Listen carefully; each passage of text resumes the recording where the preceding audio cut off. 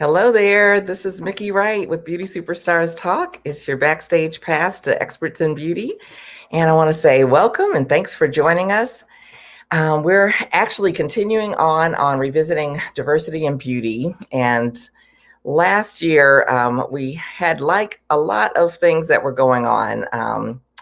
And so I want to tell you just a little bit as far as I wrote an article that was featured on American Salon or in American Salon magazine, and it was called Do Black Lives Really Matter in the Beauty Industry? And as an introduction to my guest and some of what we'll talk about this evening, I want to take just a few minutes to share what I wrote in terms of the opening of that article. And so it starts out, I've always loved fashion. And I remember as a young girl in first or second grade going to the school library and seeing a glamour magazine with the black model, Beverly Johnson, on the front cover. And it literally made my heart sing. I would read every page and loved all of the images of the photo shoots of her inside. As a young Black girl, it really did have a positive impact on me to see someone who looked like me, who was obviously beautiful and poised, wearing all sorts of wonderful clothing, whether it was a Sears catalog or a Vogue magazine. And the decisions that were made in the early 1970s by the editors of 17, Glamour, and later Vogue magazines to feature a Black woman on their cover as well as inside helped to redefine the definition of beauty for everyone. And I, for one, am definitely grateful. So fast forward to 2020, almost 50 years later, where we have numerous hair care manufacturers and social media platforms that are dedicated to featuring beauty, hair, makeup, skin, and nails. And prior to the recent and tragic murder of George Floyd, you'd be hard pressed to find anyone of color featured. And it brings to mind the question, do Black lives really matter in the beauty industry? And the article continues on. But my guest tonight, Corynne Corbett, has spent her career working in media in many positions with Elle magazine, as a beauty editor for Essence magazine, as an editor-in-chief of Heart and Soul. And I'm super excited to get her inside take on my observations of media, to see what she thinks from behind the scenes, for both then and now. And so this month, we're actually revisiting the topic of diversity in the beauty industry, because last year, after the murder of George Floyd, many of the brands made promises to make changes, to become more diverse, inclusive, to create more equity for Black beauty professionals and consumers. So we're here doing a check-in, and we're looking at it from many different avenues of the beauty industry to see, how are these brands doing? And basically to let them know it's like we are still just as committed to hold them accountable as we were last year. And we want to make suggestions for next steps for anyone who may be looking for something practical to do. So one of the things that I do want to emphasize is that this is not a Black conversation. This is a beauty industry conversation. So everyone is invited, and we ask you to bring your questions. Definitely feel free to interact with us. Any comments or observations that you have, as well as, share your challenges and your wins as well. So for anyone who doesn't know, it's like this show was actually born out of the aftermath of George Floyd's tragic murder and the racial tensions that erupted in the country and in the world, and then quickly spilled into the beauty industry. For many months, as I introduced this show, I intentionally said George Floyd's name, just to say his name and to let people know that this is the root or basis of this show itself. So during that turmoil time, I actually had the opportunity to be on a couple of Zoom calls with other top Black beauty pros. And, we got to meet each other. It's like many I knew, some I didn't. People shared their stories as far as what they do in the industry, and also challenges that they may have had with discrimination, ranging from feeling marginalized all the way to out and out discrimination. And so basically, none of that stopped any of us. And I left there feeling so inspired, and with the conviction that these stories just have to be told. So I expanded my platform, and I've been interviewing the best and brightest Black beauty bosses every week for almost a year. So before we meet with Corynne, I wanted to invite you to join me next Tuesday and Wednesday as we continue this same conversation. I will have editorial artist, licensed beauty pro, and visionary of 3J Productions, Jalea Pettis, and she is always in advocate mode for equal opportunities and equal pay for all artists from behind the scenes. She's a working artist, and she's going to give us her perspective from where she stands. And next Wednesday, I'll have a pop-up talk with Jessica Kidd. She's actually the founder of Black Colorists Matter. She was one of my first guests last year, and we want to hear an update from her now to see where her business has gone and how the industry is basically treating Black colorists a year later. So I also want to thank our sponsor for this exciting series, which is the Black Beauty Expo. It's actually the hottest show for Black creative entrepreneurs in hair, fashion, photography, modeling, and the makeup industry. Their next show is coming up. It's in August, Sunday, August 1st in Atlanta, Georgia. And if you're interested, I've got a way for you to get a free ticket to the Black Beauty Expo. Yes, I said free. So all you have to do is watch my interview, which was this past Tuesday, if you missed it, with its founder, Weldon Bond. It's on my YouTube channel, which is Mickey Wright, just 1K, MIKIWRIGHT. And you can actually grab a special code that he shares to get a free ticket into the show. So I think that's pretty fabulous. So be sure to follow them at blackbeautyexpo.com or on Instagram at Black Beauty Expo as well. So you can keep up with the latest news on the show for special vendor packages. And in addition, it's like I love to share with you that I'm the Global Education Director for the Black Beauty Expo. So if you are interested in educating, please reach out to me. And in addition, I actually want to thank The Tease. It's a digital platform for all things hair, beauty, and pop culture, for their support around the talks that we're doing on this topic, and for having me as a guest, which was actually, again, it's like I was on there not too long ago, on their podcast, which is called Volume Up. And they invited me to talk about why this is such an important industry conversation. So you can find it on Spotify, on Apple, iTunes, all of your favorite podcast spots. And while you're there, definitely be sure to follow Beauty Superstars Talk. You can find us on there as well. So I want to, again, thank you for being here. We'd love to know where you're from, so you can drop it in the comment section. And every week, as I mentioned, I have the amazing opportunity to meet with Black beauty bosses who are making their mark in the beauty industry. And more than a podcast, this is actually a movement. We want to encourage Black excellence, entrepreneurship, to preserve our history, and to bring healing to our industry. So if you are loving what we're doing, you can consider partnering with us. You could contribute $5 or any amount, and you can even sponsor a deserving student or beauty pro with training. So just visit beautysuperstars.com and you can look for the red button. And before we jump into our interview, it's like I want to let you know about a couple of things. I actually want to invite you to join me this Sunday at 1 p.m. Eastern or 10 a.m. Pacific for a special class that I'll be offering for the Savvy Salon Summit. It's actually a free 3-day virtual event, and it's actually designed to help you get your groove back after COVID. So I'll be teaching there with 11 other incredible educators, and you are invited. So if you aren't sure you can make it for the whole event, you can actually think about getting an all-access pass, which is only $47, which will give you access to all the replays as well as a boatload of other bonuses. So check it out. Again, you can register for absolutely free for all 3 days at linktree.com and /Mickey Wright.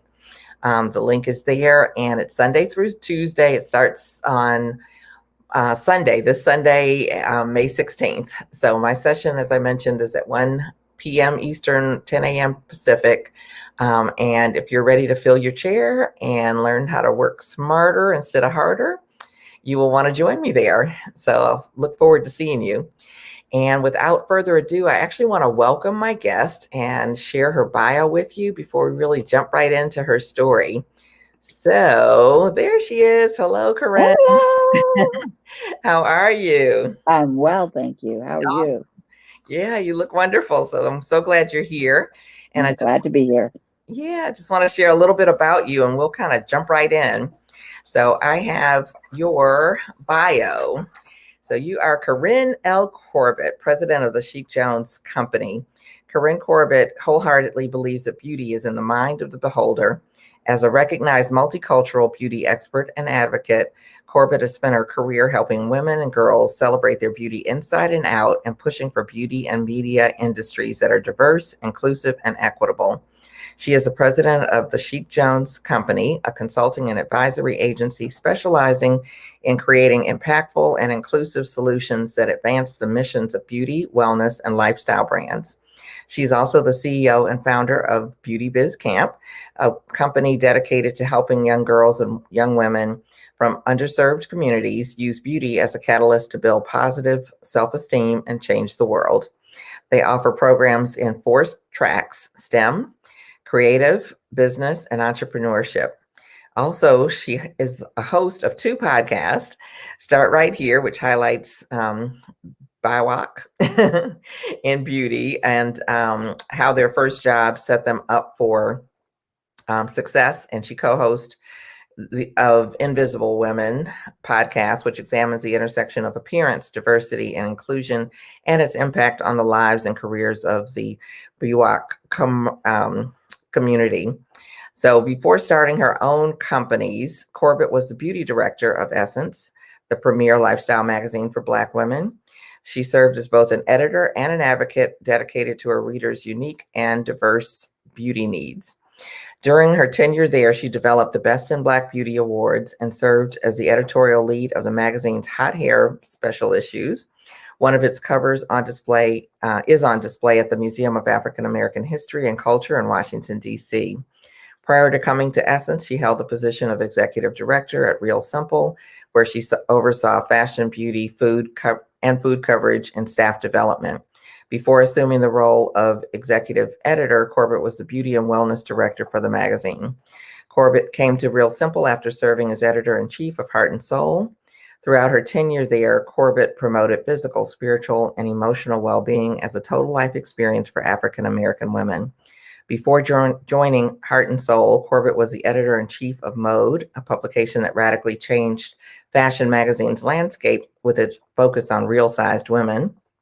Before becoming editor-in-chief, Corbett held the post of executive editor and senior editor there. She began her magazine publishing career at Elle, where she worked her way up the ranks from editorial assistant to senior beauty, health, and fitness editor. Corbett is a graduate of Pratt Institute and the University of Maryland College Park. Her biography is featured in the Library of Congress as part of the History Makers Collection, the nation's most extensive African American video oral history collection.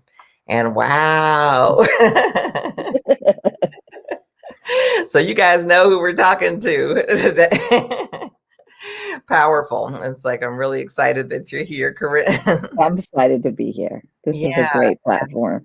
Well, thank you. And I wanted to say thank you as we're getting started. It's like you are the first person that's had me on as a guest before coming on here. So I really appreciate that opportunity.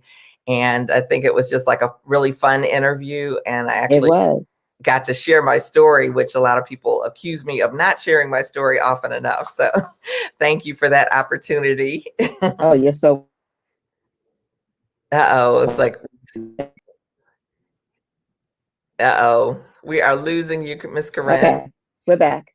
We're back. Okay, very good. It's like Can you hear me now? I can hear you. Yep, and I can see you, which is great.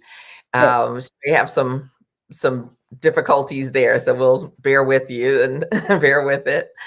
But I definitely, it's like I introduced the show just talking about the article that I wrote and the experience, as a little girl, kind of looking up to the beauty industry, looking up to the media without really, realizing all of that. And the decisions that were made during that time just feel like they were, I don't know what the reasoning was, but it felt like, from the outside looking in that it was, at least trying to be more inclusive. So can you just share a little bit as far as like the media side that you've experienced and the things that you've put in place? Yeah. So I and this might sound a little skeptical. Mm-hmm. I think what happened in the 70s is that Black models were a novelty more than it was, let's be inclusive. Like, ooh, this is a different look. Let me be the first to show like we were a trend. Okay. Okay. So, and it stands to reason that we were a trend, because when they felt like we weren't a trend anymore, then there were no more Black models, Mm, in the same way. And then it happened again, let's say mid 80s to mid 90s, and went away. And then, so it kind of goes cyclically. And I think now it is more difficult to try to make us a trend because we have vehicles to use our voices. mm-hmm. Right. So it's not just the media crafting images and telling stories Mm-hmm. that impact and we follow blindly. It is a conversation. They can create, they as media can create and disseminate stories, but so can we. So Yeah. we have vowed not to be a trend. Well, I definitely appreciate what you're saying. And it's like, it makes me reflect back on last year when, like I said, prior to George Floyd's murder, it's like when you looked at most of the beauty, um, kind of major in the professional side is where I'll focus for right now. Mm-hmm. You would be hard pressed to really find much coverage at all in terms of anyone of color, really, and particularly Black women. And with, some of the things that were said during that time, like, oh, like, we see you, we're here for you, we want to, represent you, kind of thing. We just need to know what to do. But I know, like, personally know, so many artists who were hashtagging them on a regular basis and never got any connection. And so it's an interesting conversation when you say, like, we're demanding that we're not a trend. Right. The other part of that is when we talk about the professional side is that the people who make the decisions also had a viewpoint that if someone came to them with too many people of color in their book, Mm-hmm. they would tell them to go back and get white people, to balance it out, right? To say, okay, this is to make you acceptable, you have to show us that you can do mainstream. Got it. And the funny part about that is that mainstream often emulates what we're doing. Absolutely. So that kind of thinking was backwards, and it almost like the gatekeepers were using excuses not to let Black professionals in and not to let them showcase their talent. Mm-hmm. Right. Right. And so now, we've kind of pulled the Band-Aid off, and we're talking about, Mm-hmm. about these uncomfortable situations in which we've been placed. Mm-hmm. And now you can't say, this is how we judge you, Mm-hmm. because why is that the standard, and who says that that's the only way that you measure beauty? Mm-hmm. Right. Right. But are we not hearing it in terms of being said because it's just not being said, but it's still in practice? No, because Uh-oh. Oh no, we're losing Miss Corynne. so hope you can hear Can me. you repeat that? I Can you hear me now? yes. Oh no, Yes. I'm not hearing. The reason Uh-huh.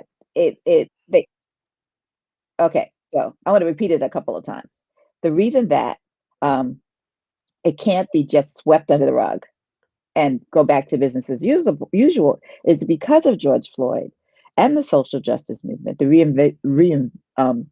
reinvigorated social justice movement, because it was already there. Right. Um, Eyes are on the industry. Measurements are being taken on the promises that have been made, right? Mm-hmm. So, for example, Aurora James with a 15% pledge is doing audits. You promised this? Well, we're going to come back and see, not just in 1 year, but in 5 years. We're going to check for the next 5 years to see what you're doing. Mm-hmm. So you can't say, I vow to do this and then not do it. And I think in the past, it has been, as I talked about models being a trend, I think serving, if we're talking about a consumer side, serving Black and brown consumers with makeup and skincare and product that served her or him, right? Mm-hmm. would come and go based on whether we were selling, we were popular. We're Mm, always there. We right. spend a lot of money on money, but is it the buyer buying the right thing for the right store? Okay. Uh-huh. When you're Yeah. saying the buyer, not the shopper, but the person The who's buy actually the retail buyer is the retail buyer buying the right thing for the right store. mm, Because how many of us have gone into CVS or one of those stores, looked for a product for ourselves, and there's nothing there right.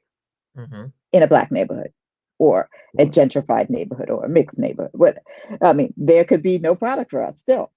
I Right. had someone on my podcast talk about she started her company because she went into a Sephora. A black woman goes into Sephora in Washington, D.C. and can't find a concealer. Mm, Whose yeah. problem is that? That is a buyer's problem right there. Right. Right. Chocolate City, Right. That is and it. you can't find a concealer. Right. Right. So I think that that companies have to commit to learning, and it's not as easy to get away from it. I mean, sure, there's still a lot of performative. We saw tons of black squares, and then a proliferation of black models, in Instagram and ads and Right. such, and then a Right. slow pullback. But it's not just that. I mean, that's performance. That's lovely. That's a nice picture. But what's happening internally with your staff, Right. with promotion, with retention, like all of those things have to go hand in hand with your vendors. Hmm. Right. Talk about being inclusive, then you got to walk the walk, and we're really watching. And I think that Gen Z in particular Mm, will go back and look at the receipts. mm. Okay. Awesome. Yeah. And when you were talking about the retail buyers and there being that disconnect, but in my mind, the retail buyers don't work in a vacuum. It's like they're answering to someone Right, higher than they are. right. So And we're not in those rooms. yeah, yeah.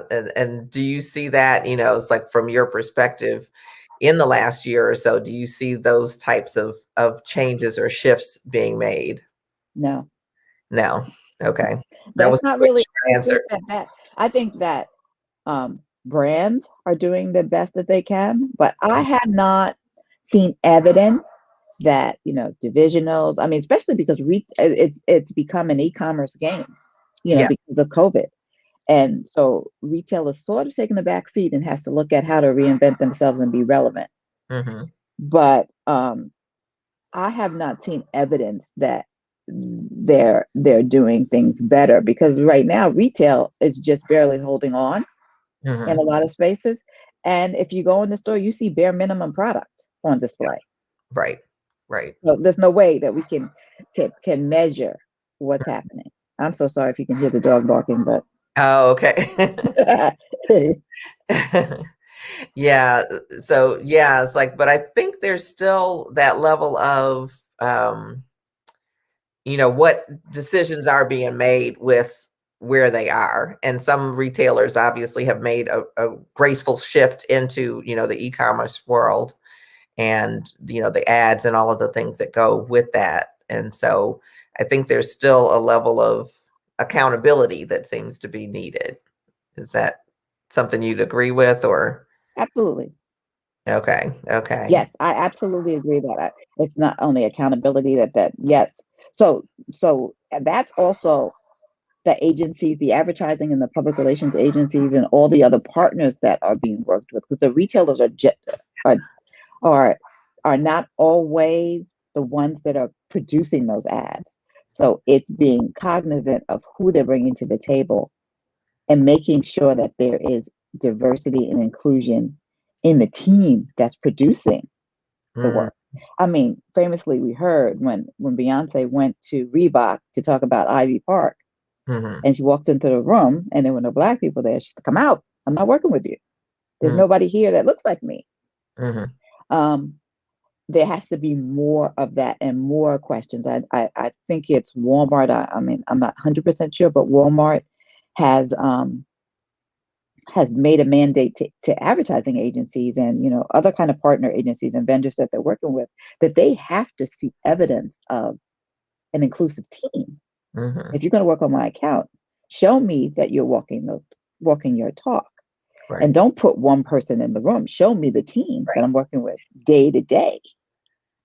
Don't bring the receptionist in. Don't bring the one person um, to be the representative. But show Right. me who's going to be on my team Mm-hmm. to show me a diverse point of view. Yeah, yeah. Well, I think you bring up such a good point with the PR, and the public relations and the press and how all of those pieces kind of tie together.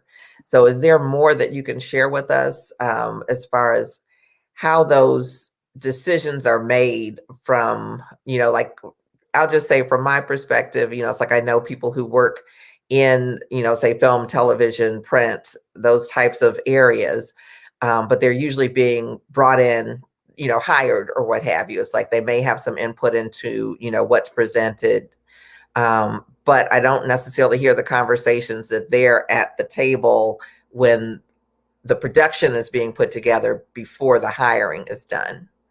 Right. I think in all areas where there's kind of like representation. So we're talking about television and film, right? Mhm, Um, Media like magazine, digital platforms, that kind of thing, advertising, mhm, all of those things that create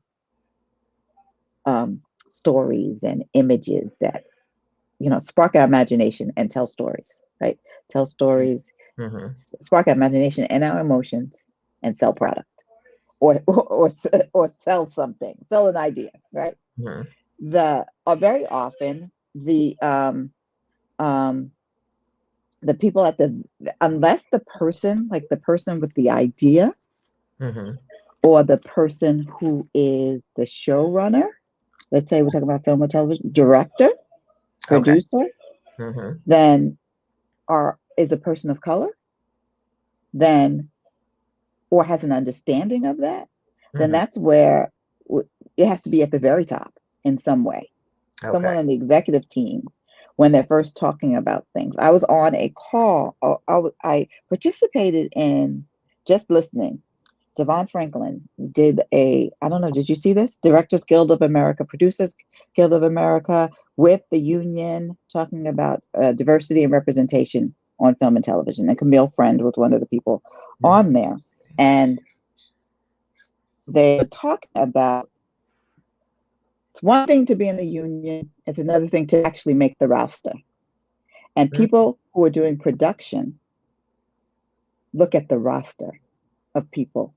And actually, a showrunner said that they have typically looked for names they know and friends. Right, right. So I could be a Black person who is highly skilled. I could be in the union, done my hours, Mhm. but I can't get on that list. Mm. So therefore, I can't get on the set. Wow. Or or I can make a request. They talked about this blew my mind. They talked about was it Laz Alonso? It was an actor Mhm. who needed, the need for barbers to be in Uh-oh, we're losing you, Corynne. put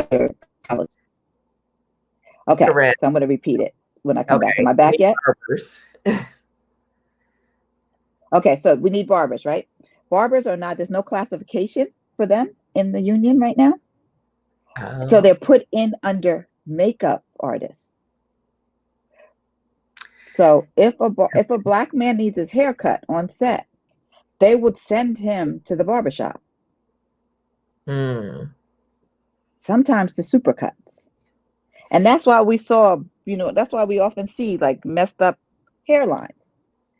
Or um, now people bring in barbers, but they have to make all these special requests and get the stuff approved because no one understands the special um, skill set that is needed to make Mm. us look good on screen. So if it is started with executive producer, director, all of the people at the top, showrunner, Mhm.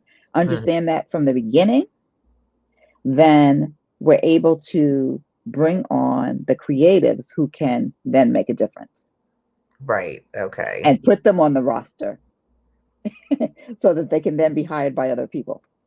Yeah, this is it's sad to hear that this is the state in 2021 and that there's no Right. space And for the scarier barbers. part, yeah, the scarier part was there was a rep from the union there, and he said that they have to wait till they get to collective bargaining in 2024 to Mm, talk about barbers.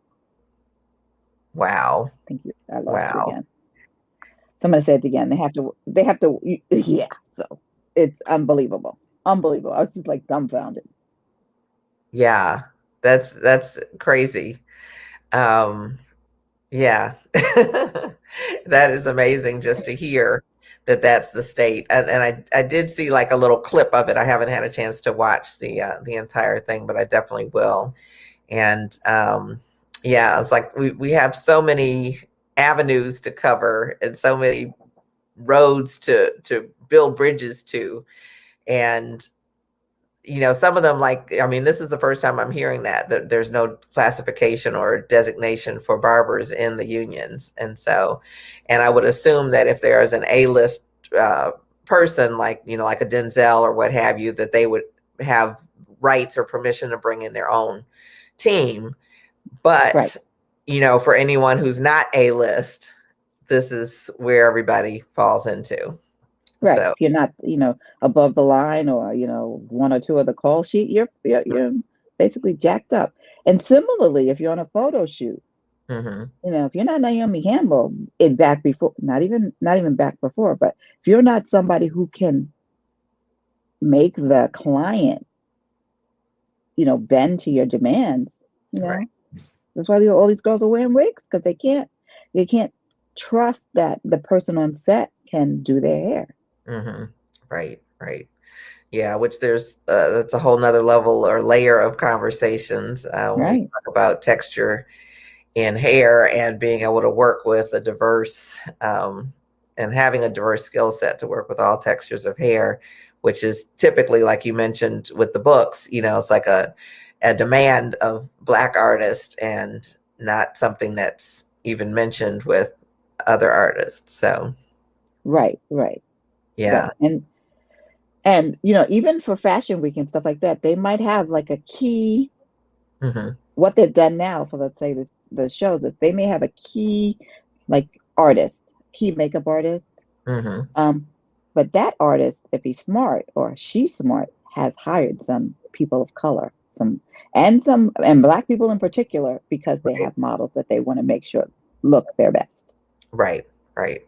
Yeah, But then it pigeonholes artists that look like us that we can right. only do ourselves, and that's not the case. Absolutely.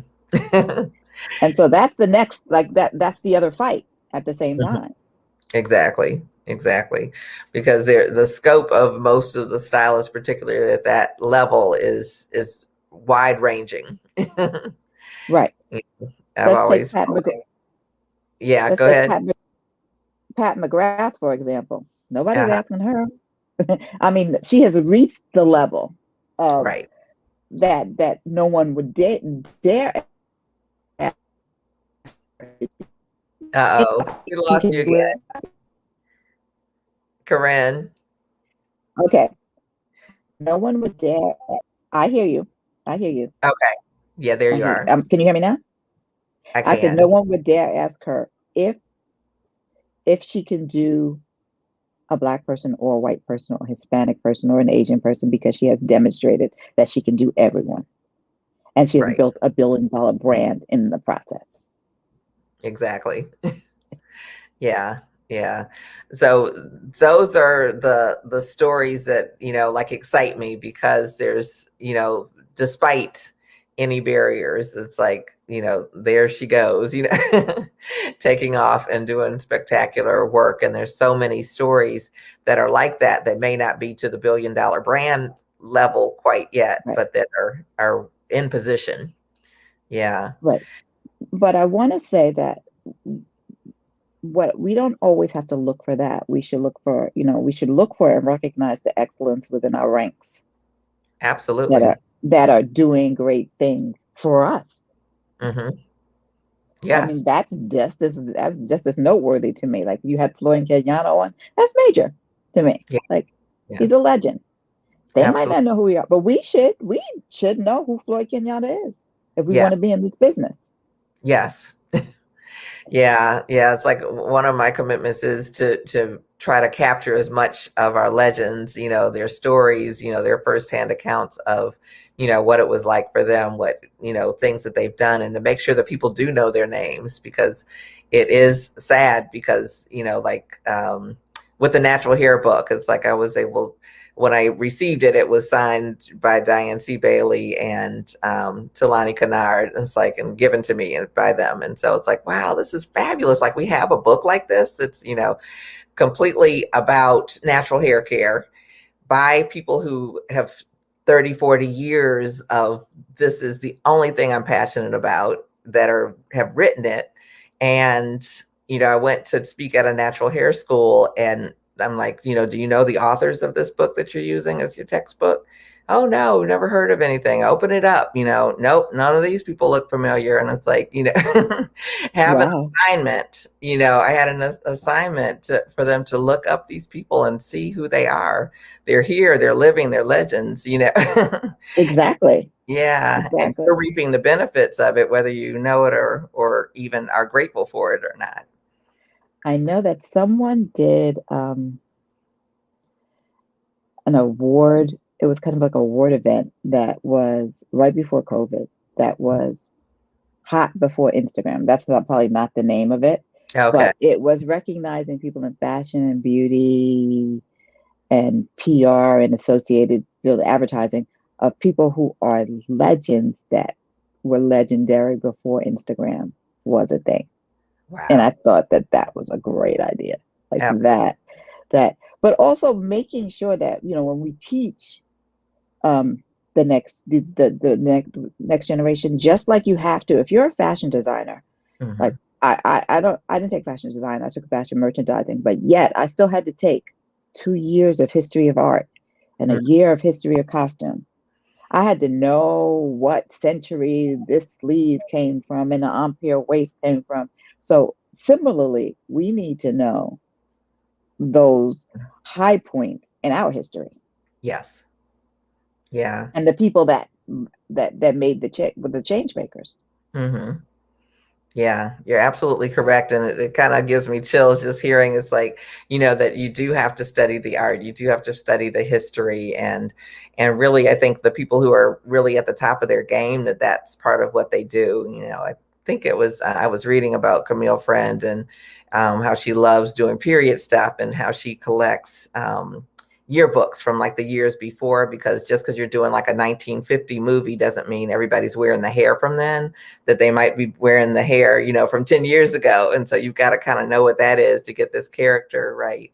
And it's beautiful, to have that depth of understanding of, it's more than picking up a curling iron. Right, right. And I don't know if you've ever seen the documentary. There's two documentaries that come to mind, but these are fashion documentaries.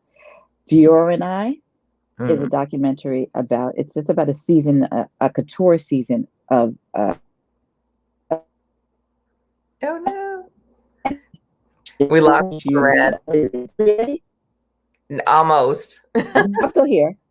I know. Go ahead. Yeah, Yeah, yeah. Dior. Every time you say it, I'm still here.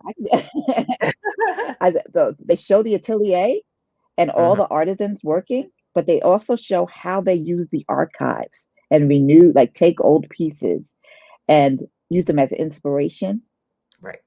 So it's similar in any kind of visually related field, that we Mm. do the same in beauty. Right, right. Yeah, it's like now that kind of Farrah Fawcett flip thing is coming back, and everybody's on Instagram flipping their hair. And it's like, yeah, it's like that was not that long ago, just the cycle continues. And Yes, so, yes. It always comes back, or lots of things. The funny right. thing is, everybody with those barrel curling irons is going to have a whole lot of damage with that heat. Okay.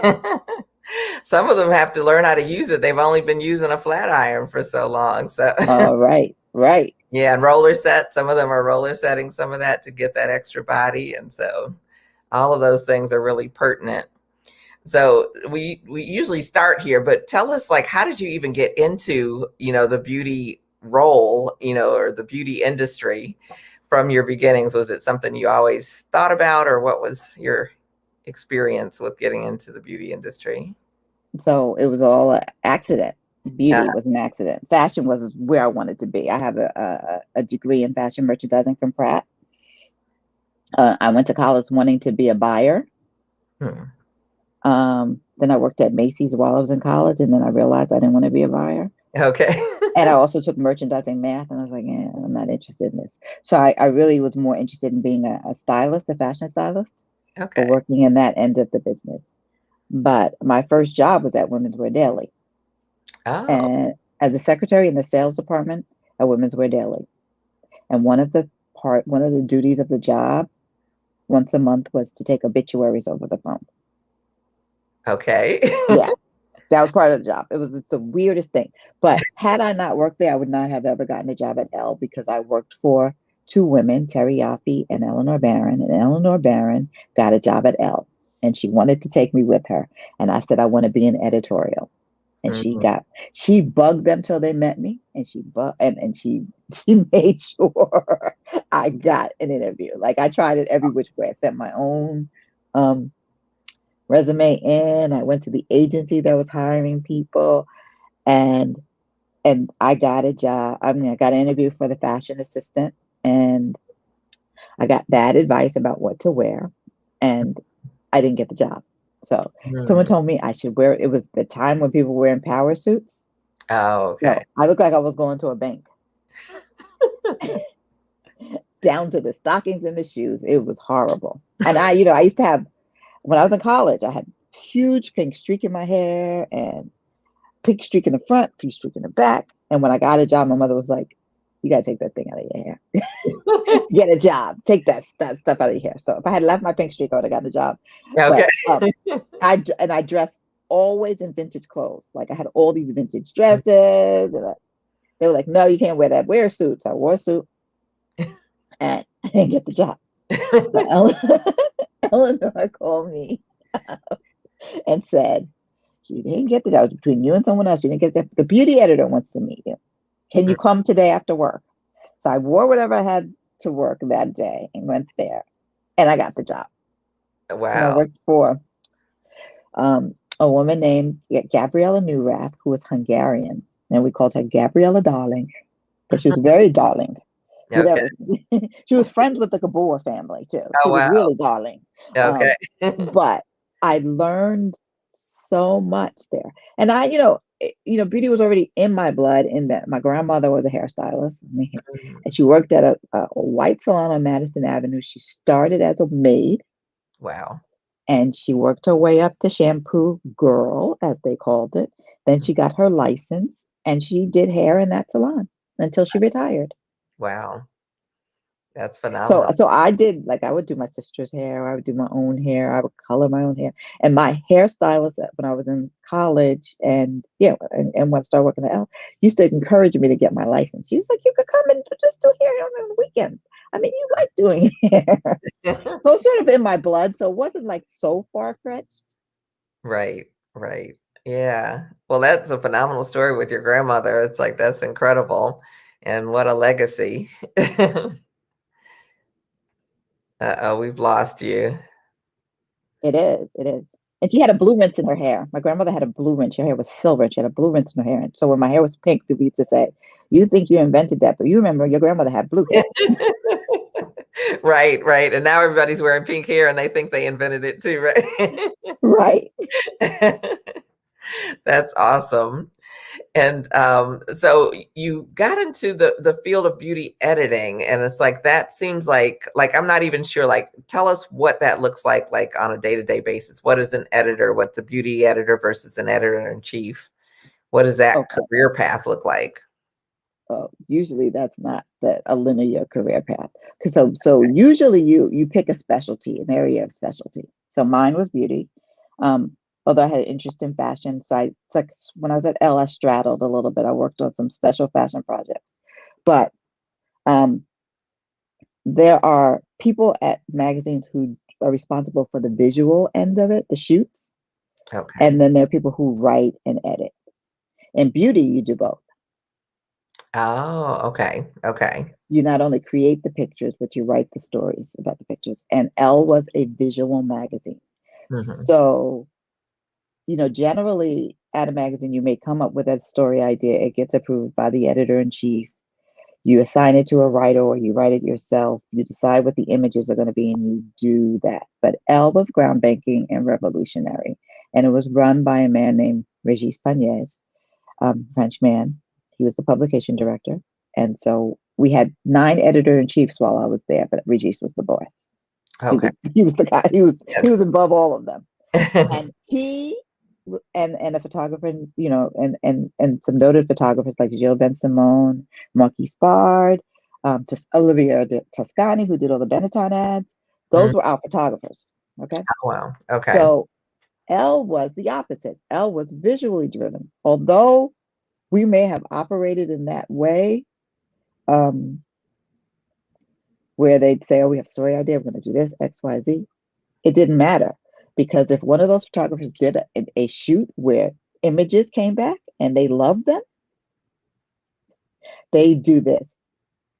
I had a boss. I was never I never ran the department at Elle. Right? Uh-huh. And I had maybe 5 bosses or 4 or 5 bosses in the 8 years I was there.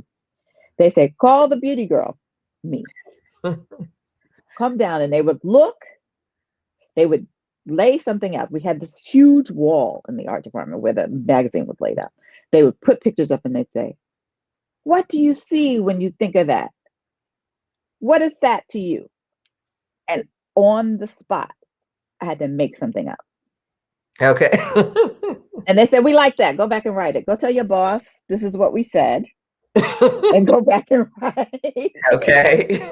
So, what I used to tell people is, the biggest asset you could have in editorial to me is not only like knowing history and those kinds of things, and imagination, like to be able to think on your feet and to come up with ideas. And, having a crazy imagination is an asset. And I had one. Okay. So, and to answer your question, so an editor-in-chief, so every brand has a vision. The editor-in-chief is the keeper of the vision. We are Vogue. We are Elle. We stand for XYZ. Okay. Our voice is X. We do this, but we wouldn't do that. So when people come with the ideas and the crazy, and when you're brainstorming, you are the filter but that says, that's Vogue, that's not Vogue. That's Elle, that's not Elle. Okay. Okay. And you hold that vision and you interpret it for the reader. Mm-hmm. You also listen to the reader to see where it needs to be adjusted. Okay. So it's not Corynne's vision of what it should be, but it is collectively what you see. The other documentary that's such a great illustration of this is a documentary on Diana Breland, pre-Anna Wintour. She started the Costume Institute at the Met. Okay. The way that she ran Harper's Bazaar in Vogue, the way that she found story ideas, is just like, wow. And where can we see these? And We lost you. I have to travel.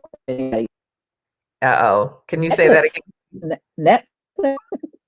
Netflix. Okay. You can see on YouTube, Netflix. I think you can see the I Has to Travel on Netflix. If not, it's on YouTube. So is Dior and I. Okay. All of those kinds of, you see great magazine making before advertising drove that creativity away, because then advertising started to own and influence the way that things were made before everything crashed in 2008. And everything after that, everything changed. Oh, okay. Okay. Interesting. But I love how you talk about the imagination being an asset, and even the way you have everything visually on the walls and that type of thing. With the way you described an editor-in-chief, it's like that really sounds like it really translates to small business owners. Absolutely. Creating their brand, and yes. Because as a small business owner, you have to be able to exploit, your niche, you have to know your ideal customer. Uh-huh. you have to listen, but you also have to know what you're good at. Mm. Yeah. And you can't be, I have a boss who used to say, don't be distracted by shiny, pretty things. And a lot of times we are distracted. Oh, that's really pretty. I'm going to go over here. I'm going to do this. But if it's taking you away from what you're doing, I love, and I have to give her credit. Regina Gwynn, who is the CEO of Trust Noir. Do you know who Regina is? Yeah. And Trust Noir is one of is a digital beauty coach for women, but it started out as one of the in-home companies that helped Black women with their hair. Okay. And she said that one of her mentors said, you always assess things as, is it an opportunity or a distraction when you're an entrepreneur or a small business owner? Mm. I actually, after she told me that is my screensaver on my phone and on my computer. I love it. I need to put that there too. So at the end of the day, if you are a small business owner, it is it going to make me money, or is it just fun to do? Yeah, yeah. And I love that, kind of the keeper of the brand, Yes. making your decisions based on, this is the brand, this is who we are, this is who we serve, versus, how easy it is to get caught up in the, next shiny object. And also because we are in an age where we are so visually driven, and things like Instagram can, kind of like you go down a rabbit hole with Instagram, TikTok, all the things. They can serve as inspiration. Right. Don't get me wrong, but you can also go down a rabbit hole worrying about what someone else is doing. Absolutely. And not really kind of honing what you're good at. Mm. Yeah, that would be in the distraction category, huh? Absolutely. Yeah, that's awesome. And it's like, I love how you shared that with us, because I think that there's so many opportunities in beauty that, it's like sometimes we only are limited, like, oh, well, I could be this or I could be that. But it's like, you've just opened up a whole nother area, and what kind of background would you need to, start in something like, I assume you'd probably intern at some publication, or, and, there's digital publications now. Yeah, I mean, that would be a traditional route. But if you want to do it, you could just start it yourself these days. I mean, once blogging, entered the scene in the early aughts, I would say that changed the game. You can create your own, and I used to say this to students: if you can't get an internship, and it was very difficult for students of color to get internships, particularly if they didn't go to school in New York or LA. Okay. And then in the summer, you have to make money so that you can go back to school and sustain yourself. You can't afford to give away your services for free. Right. You don't have a place to live. Like the way that the system is set up, it's stacked against us, right? So if you're not able to do that, then create your own. Create your own, whatever your entity is. Like in between working at Real Simple, well, when I left Real Simple and while I started that. Hold on. I started a platform that, between Real Simple and Essence, I started that Black Girl site, which was my blog. Because Real Simple was, organization, and I was like, I want to do something different. So I created my own platform, and I had about 5 contributors, and I wrote about how Black women were seen in pop culture for about 3 or 4 years. Wow. Had a radio show, so that was sort of my first podcast, and I stopped doing it when like reality shows were like people wanted to write about that, because that's really not my thing. I was just like, I don't want to write about the housewives. This is not something that interests me. I also stopped, while I was at Essence, because it was very difficult to work all day and then come home and work on that at night in that space. But I think that I did speaking. I did a blogging conference while I had that, like, because I had that platform. So it was making your own. And similarly, now you can do the same thing with podcasts, Right. whether like you're doing and what I'm doing, like you create a platform where you see an opportunity, a white space. You Mm-hmm. don't wait for somebody to say, oh, we have an internship and you can work on this. Mm-hmm. And what it does when you go, if you're a young person or mid-level or wherever, what level you're in, it shows your level of creativity to the to the hiring manager. Mm-hmm. It shows that it shows what you can do with, I used to say with some tape and a, glue gun and stapler. Exactly. Yep, you get real handy and real creative. Exactly. Yeah, yeah, that's phenomenal. And you mentioned Essence, and what was it like to work at Essence? It's like, that's, the Black Woman's magazine. Um, I loved that, at L, one of the 9 editor-in-chiefs that were there while I was there, who didn't last very long, less than a year, Mm-hmm. the voice of the magazine should be, look, you dumb reader. We are the authority. That's why she didn't last very long. But Okay. the difference with Essence was that you could look at the one of the things that I was brought in to do was really like look at the beauty section and say, okay, so yes, we are Black and this is the beauty section, but let's look at this as we are not a monolith, because we're Mhm. not. Like let's Yeah. get into the details and the intricacies of how we approach things. And so it's like I could get very macro with it. Okay. Okay. And also it's kind of like this, and this may be similar with mode too, where people, well, they have this happened at Heart and Soul because that was a Black magazine, but people come up to you in the street and say they know, like, because they know you from the magazine and Mm, want to talk to you, to feel like they know you. So there's a level that you create a level of familiarity with your readers, which right. is really like nothing else. And it's probably, I think I didn't work at Essence until 2010, Mm, and my parents had both passed away by then. But my first byline in Essence was probably 1993. mm. They were more proud of that than me working at L, Okay. because they could show all their friends and everybody knew what it was. Right, right.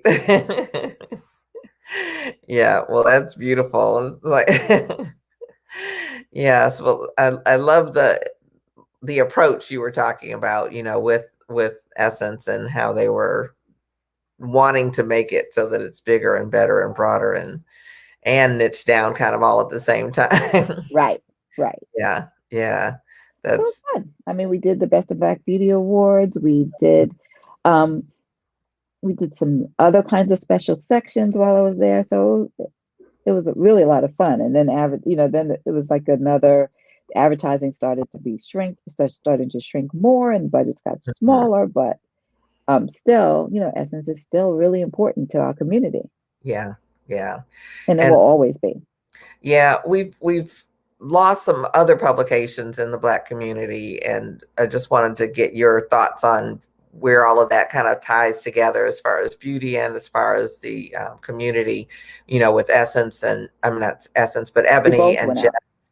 Yeah, Ebony and Jet Uh, together. Go ahead. Ebony's not Uh-oh. going. Ebony's back. Ebony's back. Okay, can you hear me Ooh. now? Ebony's Yes. back. I and I Okay. love the new editor in chief. I just have to say, Marielle Bobo, who worked with me at Essence, who also Okay. worked, um, I want to say at Allure. She's worked at, General Market like myself, as well as Essence and Ebony prior. She's the Oh, new editor in chief. She was announced, I want to say 2 weeks ago, a oh week wow. ago. She's Okay. the new editor in chief. The president of Essence is a woman named Michelle Gee, who Mhm. has strong business background in media on the business side, in sales and advertising and marketing. I'm kind Oh, of optimistic right now about Ebony. And it was purchased out of bankruptcy by a former NBA player named Junior Bridgman. okay. I And didn't his know that. This is wonderful news. Okay. yes, and apparently they're going to bring Jet back in a few months. So both of them will be digital only to start, but Okay. they're back. Yay. That's a big yay. Yeah, it's a big, big yeah. Yes, Yeah. absolutely. Yeah. It's like I think they've been so important to our culture from their inception. Absolutely. A documentary not too long ago on Blacks in business throughout history. And it's like, just seeing the thought process that went into starting, both of those publications from Johnson Publications. And it was just like, oh, okay, like, even the modeling kind of Life magazine. And it's like that we need something in our community for that to speak to us and showcase as well. So that's really good news. Yeah, it's great news. It's absolutely Yeah. great news. And Mariel is got a great imagination and a great Okay. um, sense of, not only style, but how it fits in culture. Okay. Okay. And are there ways for more artists, I guess you could say, to be involved in some of, these bigger media platforms, as contributors, or just ways to really, kind of bridge some of these gaps? Because I think there have been some pretty big gaps between the two. I think that having a mechanism to show your work, it's good to have good Instagram page, but knowing the difference between serving a client and doing a great hairstyle in the salon versus a great hairstyle on set, Hmm. and the tricks that you might need to know for set Right. are different. So Yeah. finding ways to acquire those skills so that Mm. you're ready when you have the opportunity. Right. Absolutely. How they say, the get ready and stay ready so you don't have to Absolutely. You have to ramble you have around. to be ready. Yes. you can't you don't want to ask for the opportunity and then it's given and then you fail and they don't call you back again. Right. Right. Yeah. That's so So do good. the work. It's just Yeah. it's do the work, do the studying. Right. Yeah. And have all that knowledge. And I think that in a lot of ways gives you more power when you're having those conversations, because Right. it's like you know that you know what you know. And if I did a lot of the interviewing to hire people for staff Mhm. positions. Okay. Okay. But also when you're talking to creatives, I want to have a conversation with you. I want you to tell me who inspires you. And it can't just be someone who's a peer on Instagram. Give Hmm. me some depth, give me some historical reference, give me somebody that came before you. Uh-huh. Okay. Yeah. I love that. Right. Yeah, I think it's really important on all levels. It's like I even asked that with interviewing for a salon position, Right. that looking for someone that you follow, and also kind of get the depth of who that person as a creative is versus just, oh, they do great hair or makeup or whatever it might be. Exactly. Right. Yeah, yeah.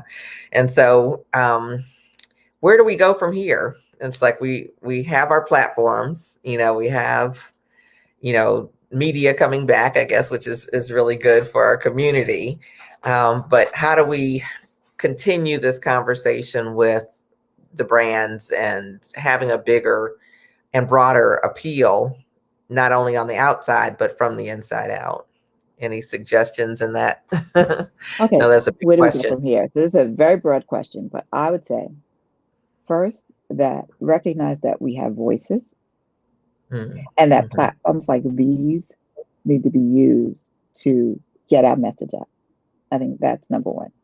That because we can't rely on mainstream media to come and find us. Mm-hmm. We have to be Right. doing the work all along in our own spaces. So we have to look for avenues in which to express this work. And if Mm-hmm. they don't exist, we need to create them Love that. so that the work is out there. And I think that also we need to look at cross-generational collaboration Talk to me more. because we always think about mentoring as someone experienced or seasoned giving someone new insight.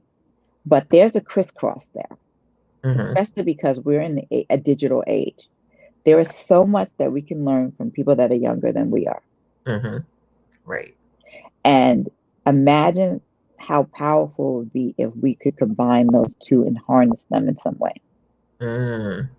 I love that. Yeah. It is powerful. And, you know, I learned this from my mother. My mother was a honors Spanish teacher.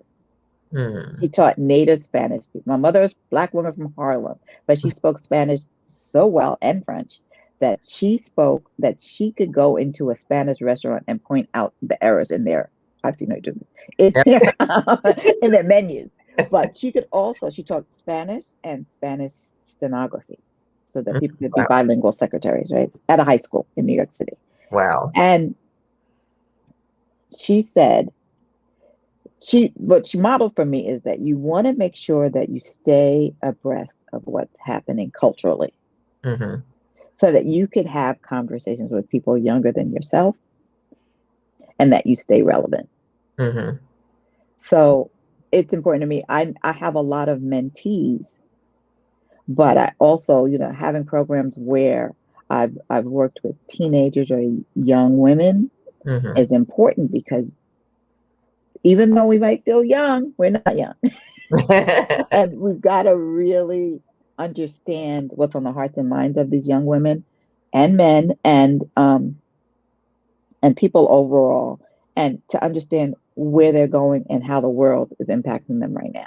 So we kind of like have to absorb that and then see what's relevant and seeing how you have to look at how we can help them and then what they can give you in return.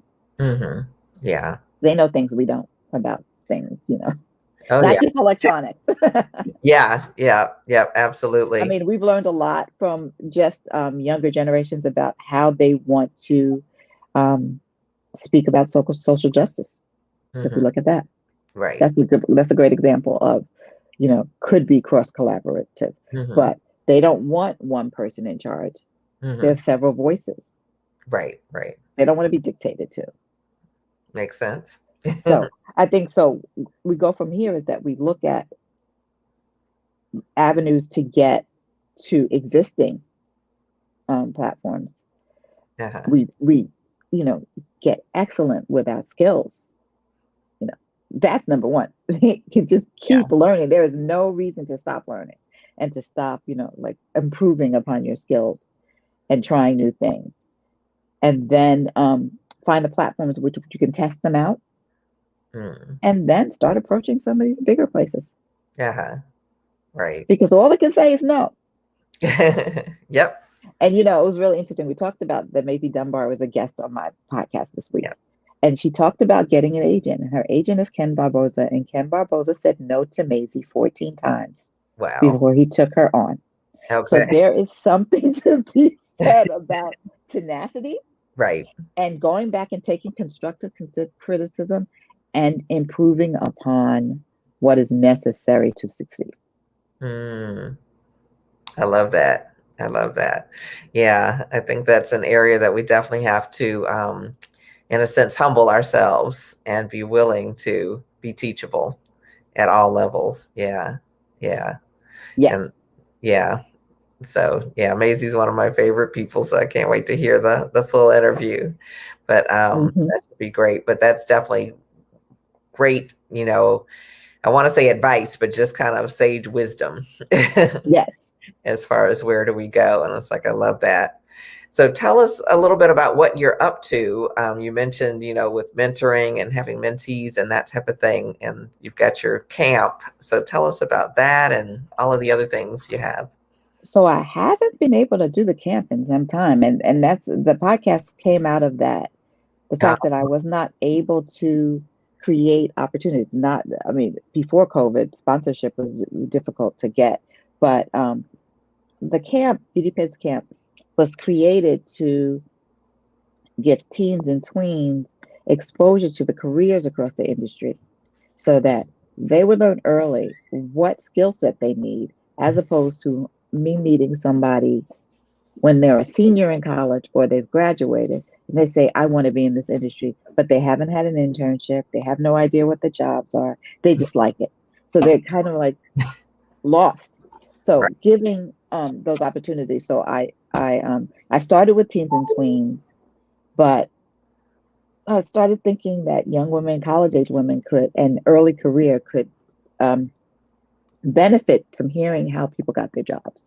So Hmm. that was the impetus for Start Right Here, which is my Okay. podcast. Uh-huh. So it sort of intersects in terms of that I want to make sure that people understand what the jobs are because no one talks about it. It's almost like a secret door. Hmm. Right. So if we can not only tell you what the skill set is, what it's like at the job, the experiences and the challenges and how people overcame them, Hmm. so you understand that, if you experience these things, here's some things that people have done, but also understand that you may not have been the first person that has experienced this. Right. Yeah. Also, that if you're in a gaslighting situation, that is not your imagination.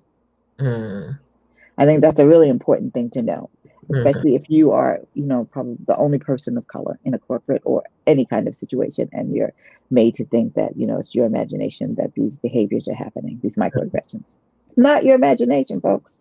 Right. Um, so I think that was the impetus for it. And so I talked to people across the industry in both corporate, entrepreneurial, and creative areas of beauty, as Oh, well as related, like allied industries.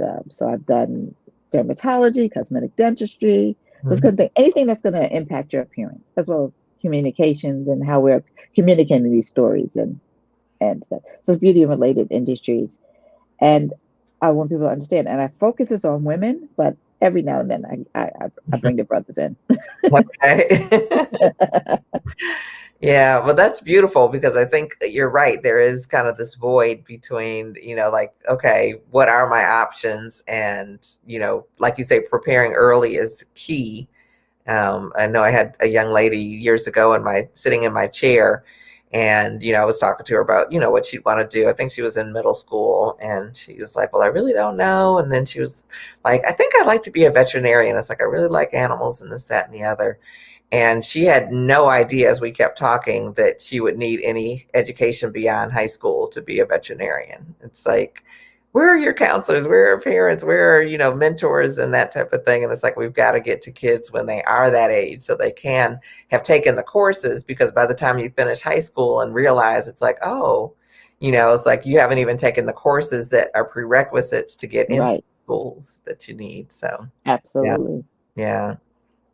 So yeah, so I do that, and then I consult with a lot of I do projects with beauty brands and beauty and lifestyle brands, anything from content creation to brand strategy Hmm. to diversity, equity, inclusion workshops, um, and it could be a multicultural. It could be about the multicultural consumer, but it could also be about the general market. Hmm. No, Oh, as with most people of color, I not only know my oh no, we're losing you. market as well. Go ahead. Can you repeat that, Corynne, please? No, I'm here. I'm back. I Yeah. So I said like as most people of color who have worked in general market situations, in not only know what the needs of my consumer as a person of color is, but what the general market would also respond to. Hmm. Right, right. Yeah, a professional in every way. So, Exactly. yeah, yeah. Well, how can people stay in contact with you? It's like this has been. So my on Twitter and Facebook, it is my full name, Corynne Corbett. So CORYNNE, as in boy, ETT. And on Instagram, it's Corynne initial C, Okay. which is my handle right here on the and then you can follow, you can listen to Start Right Here on all major platforms. And you could also listen to it on the BeautyBizCamp.com site as well. Okay. I'm typing up some things here, so hopefully we'll be able to have that correct. Okay, so we've got Corynne Corbett on Twitter and Facebook. Is that correct? Yep. And the Instagram is Corynne C. Yep.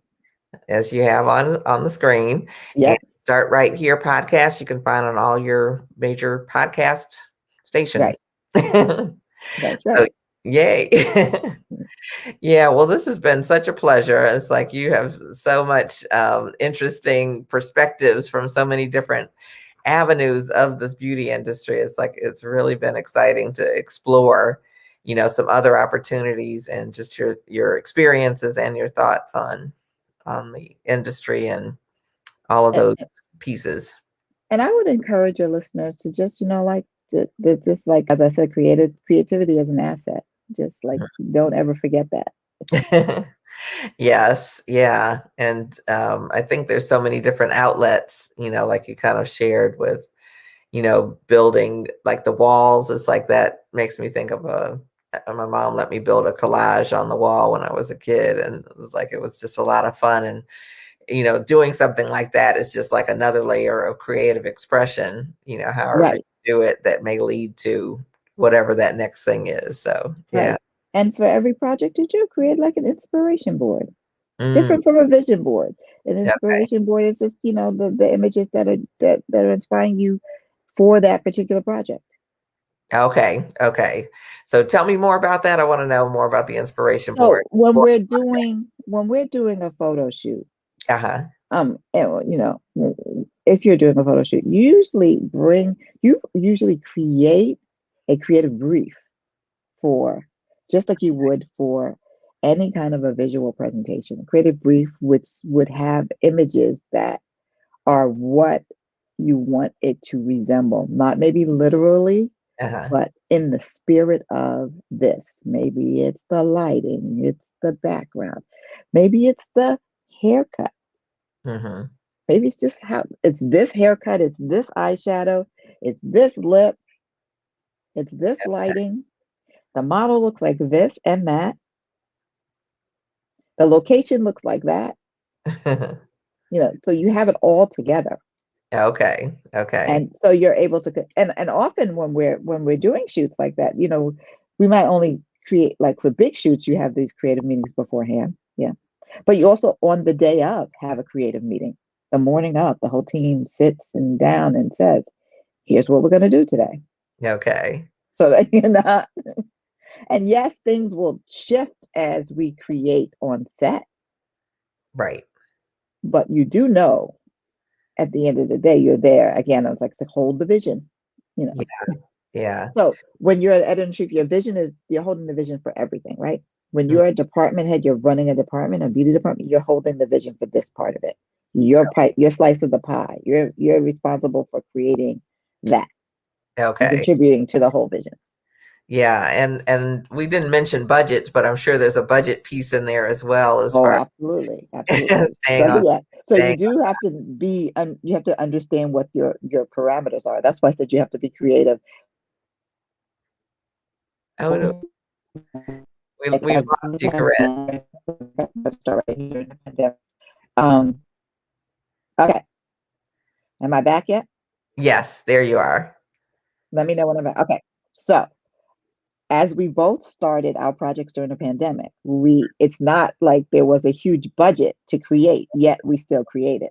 So when I said tape and a glue gun and stapler, do what you can with what you have. But the thing is, the reason I call it Start Right Here is it's really important to make the first step and start. Yes. Yes. It's really important. And it for a very long time, many of us, and I would say myself included, are afraid because we don't have the budget, we don't have the money, but there are ways to express your vision. And it took me a long time to understand that done is better than perfect. That's beautiful. Yep. So get it done, improve upon it, and keep moving. Right, right. Yep. Absolutely. Love it.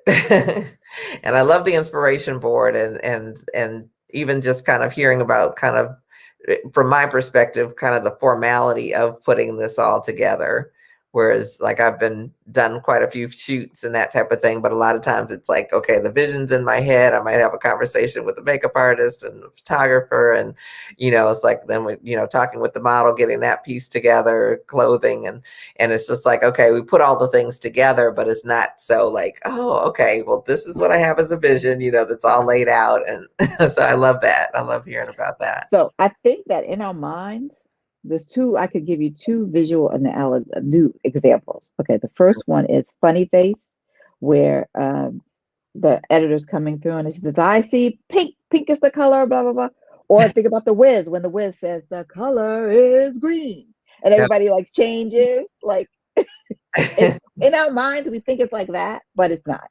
Right.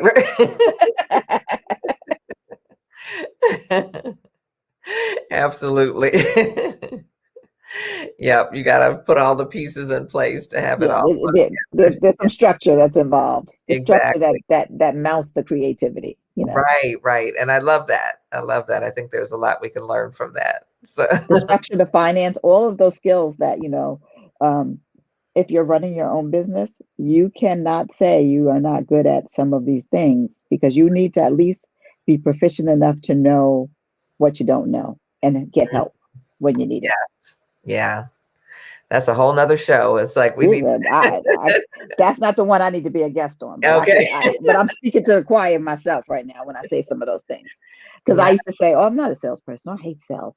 But one of the projects I'm working on right now is sales related. So. Okay. But that's what we have to do. Start right here. Exactly. Yep. Dip your toe in, get it going, and maybe then bring on someone who's, who loves to do it. So exactly. Yeah, I want to thank everybody for being here, and thank you for being here, Corynne. It's like this has been exceptional. It's like we have so many wonderful conversations. So it's like I'm really, really grateful. And if you're watching this on replay, we appreciate you watching. It's like please feel free to leave your comments, any takeaways that you are have gained from this wonderful conversation. So I want to invite you guys, if you have missed any of the previous episodes, or if you caught the tail end of this one, it's like you can catch the replays on my YouTube page, which is Mickey Wright. It's MIKI, just 1K, guys. And and be sure to subscribe there. It's like you can listen to the podcast on Apple or iTunes or any of your favorite podcast stations. And in order to partner with us, it's like you can just visit Beauty Superstars Talk and look for the red button. And next Tuesday and Wednesday, we are going to continue this conversation for May and this diversity revisited in the beauty industry. My next guest will be editorial artist and licensed beauty pro. She's actually the visionary of 3J Productions, and her name is Jalea Pettis, and she is really one of the hottest editorial artists out there. She's busy, seems like every day, so that's a wonderful thing, and we're going to hear her perspective from behind the scenes. And on Wednesday, I'll have a pop-up session, which will probably be about 30 minutes or so, talking with Jessica Kidd. She's my first guest to come back that I interviewed from last year. And she's the founder of Black Colorist Matter. And she had started it prior to everything that erupted in the industry. So we want to check in on her business as a business and also what she's seeing in terms of Black colorists. Are we better represented? Are we better respected? And are there more opportunities? So I'm excited to meet with her and revisit. And so, of course, if you are in a salon suite or thinking about a salon suite, I do have a free guide that you can check out. It is a Salon Suite Success Guide, and it's at beautysuperstars.com. You can download it right away and make sure you're on track, kind of check off the list and put some pieces in place if you need to. And again, I want to thank my sponsor, which is the Black Beauty Expo. And they are the hottest show for Black creative entrepreneurs in hair, fashion, photography, modeling, and makeup. And their next show is coming up August 1st in Atlanta, Georgia, and I'm excited to have them as a partner. I got to interview the man behind the brand, Weldon Bond, this past Tuesday, a couple days ago. So if you did miss that, be sure to catch that. And he also made a very generous offer to give you a free ticket. So watch and get the code and plug it in, and we'll see you there. And if you are interested in educating, I'm the Global Education Director, and you can contact me and love to talk with you further. And if you're wanting to expand your visibility and partner with Beauty Superstars Talk, to let me know about that as well. And so the last thing is I look forward to seeing you guys on Sunday. I'm going to be part of the Savvy Salon Summit, which is a 3-day virtual event for hairstylists, beauty professionals, really to help you recover after COVID, reposition your businesses. There'll be folks talking about hair color, cutting, all areas of the business. And I'll be doing a business class that's at 1 p.m. Eastern and 10 a.m. Pacific on Sunday morning, which is the 16th. It's actually free to attend, so you can visit my Linktree and register from there. It's Linktree/Mickey Wright. And again, just 1K, MIKIWRIGHT. So I appreciate you so much, Corynne. Thank you for this. And I just look forward to actually watching this again.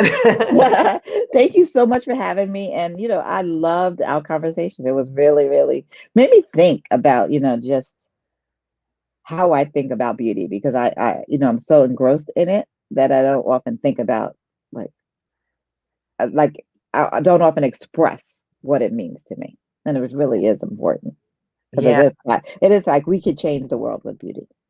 Absolutely. Absolutely. Profound.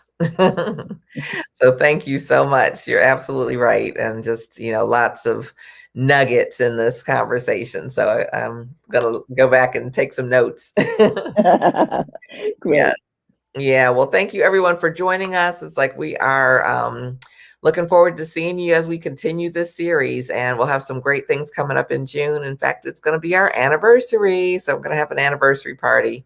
So stay tuned for details. So everyone take care and have a great evening. Bye-bye. Bye.